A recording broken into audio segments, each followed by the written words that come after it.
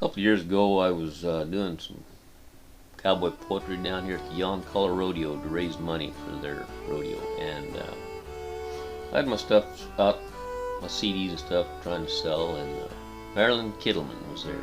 She's the county commissioner at that time, and she picked him up and looked at him. She said, "Well, I'll listen to you, see if you're any good." Well, she never bought any, so I thought I'd write this story, and this really didn't happen, but this was called Shaps Down. It was a bitter cold morning day at the crosses. We were gathering and trapping some wild hosses.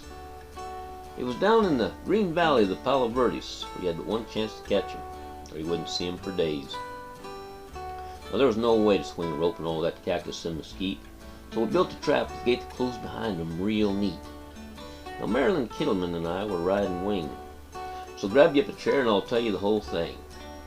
Now, old David Jacks and Angus Kittleman, they were to go and bring those Mustangs at a high rate. Then Marilyn and I would run them in and quickly close the gate.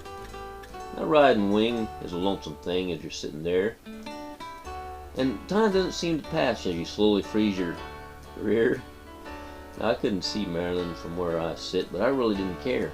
So I know if hosses ever caught my eye, I knew that she'd be right there.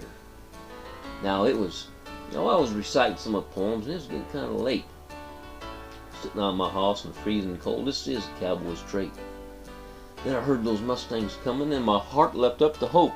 The cowboy up and ride, so I let out a squaw. Spurred my pony up and headed out toward Marilyn's side. But when I got there, I couldn't believe my eyes. Marilyn was off her horse, and it took me by surprise. She was off behind a big, fallen swirl cactus log with her shaps around her ankles and squatting kind of like a frog.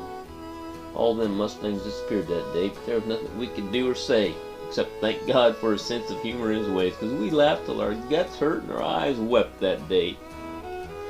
Well, we tipped our hats to those wild caballos and got back up on our horses and headed toward the ranch. That's when we said adios. Now, when Marilyn rides with us, we call her Shaps Down, but I bet she never makes another cactus stop with any of us around. Now, Marilyn's dang sure a cowgirl when she finally gets back up on her horse. Thank God for that, that's all that matters, of course.